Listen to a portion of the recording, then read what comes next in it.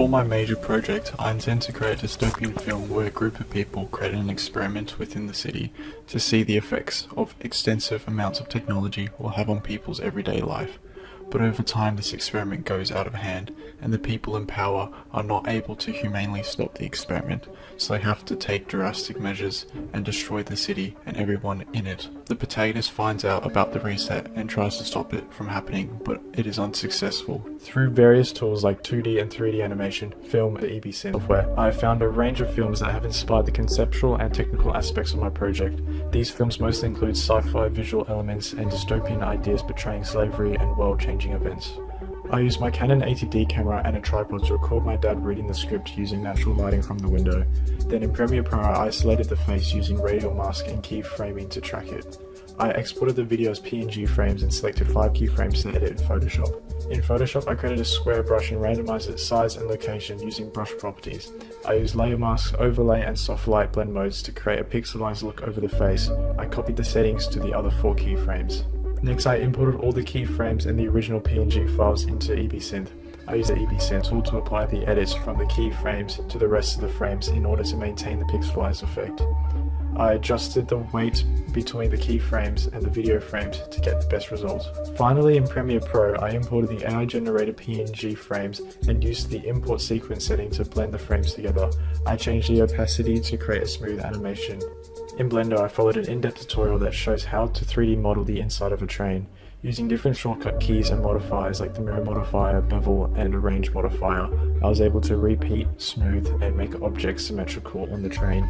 Once I had a good train foundation, I experimented with volumetric fog in the Node Wrangler tool to create an atmosphere and depth.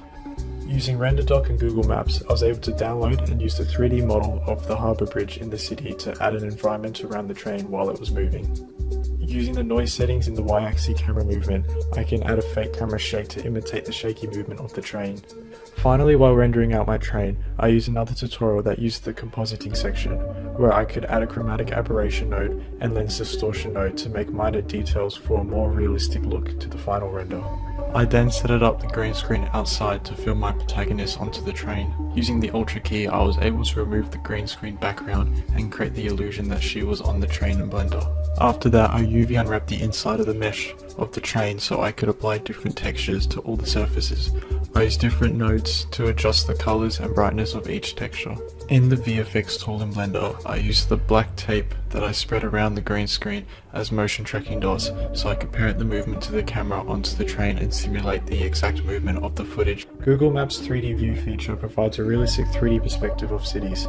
To create an aerial view of Sydney without hiring a helicopter, I found a Reddit page where someone had created a plugin for Blender to import 3D meshes from Google Maps through RenderDoc. After rendering large squares of the city from Google Maps, I was able to create a fly-through video using camera shake and the noise settings to simulate the movement of flying. I also used the curves adjustment tool to add a sense of motion to the camera movement. To add further realism, I used the node-based compositor in Blender to create volumetric fog with the volumetric particle node and the noise randomizer node. I was then able to render out realistic clouds and incorporate them into my city fly-through scene. Although I faced several issues during this process, after many attempts I finally was able to render out the video I needed. In Blender, I created a cylindrical shape and used the volumetric fog node to create a misty atmosphere. I placed rectangular planes strategically throughout the cylinder, adjusting the materials to emit a captivating glow. After following a tutorial, I added a distorted clouded volume to the scene using the noise texture, color ramp and principal volume. This technique brought an undulating and nebulous look to the scene. For my final scene in Photoshop, I used generative fill to create a distant city with clouds around it so I could implement it into the back of the shot where the protagonist was overlooking the water. I then imported the footage into After Effects where I could precisely rotoscope my character so that it will not interfere with the city behind her. I went back into Photoshop again to create asteroid looking streaks using different paint brushes and adjusting them to my liking. I imported them as transparent PNG files back into Premiere Pro where I used keyframing and other wave distortion effects to animate their movement.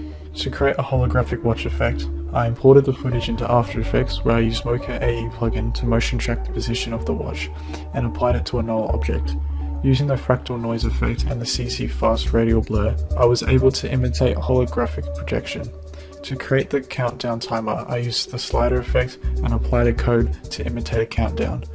I moved into the CMD command prompt, where I used the command dir/C that displayed a variety of random information, where I then screen recorded. I parented the screen recording to the watch and used keyframing to animate parts of the screen to make it look like the protagonist was interacting with it. Finally, I imported the raw footage into DaVinci Resolve, where I utilized the node tree to layer various effects, ensuring a non-destructive editing process.